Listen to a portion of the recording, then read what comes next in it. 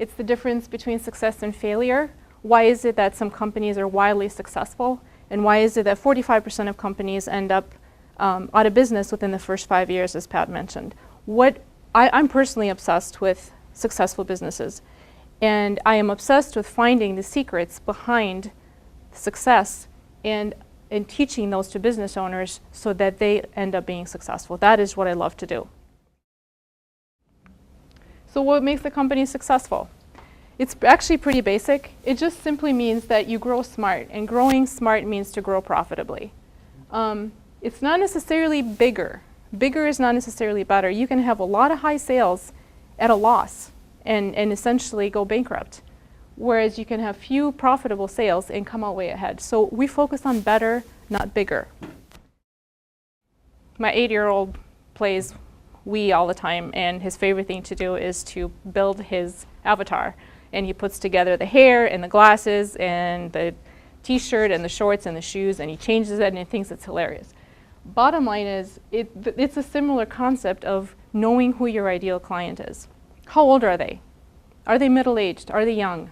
Are they suburban or city dwellers? Are they interested in health? Are they interested in making money? Are they interested in traveling? Do they like luxury products, or do they like to contribute to charity and volunteer? Everyone is different, but knowing who you're going after is really important. Is to never stop innovating. As you guys know, the only sustainable advantage is innovation. No matter how great you are, no matter how unique your product is, somewhere along the way there's going to be somebody who's either going to copy what you're doing or come up with a better one. So at some point in time, you always have to be thinking ahead about how you're going to make your product or service better. The best source of information for that is going to be your client. If you listen to your clients, they will tell you what they don't like, what pain points they have, what is it that they wish you could give them that you're not giving them today. Number 10, and this one's my favorite, it's move beyond the competition. There are times when you should break the rules. There are times when you should refuse to play the dog-eat-dog game. Do you know the story behind yellowtail wines? They come from Australia.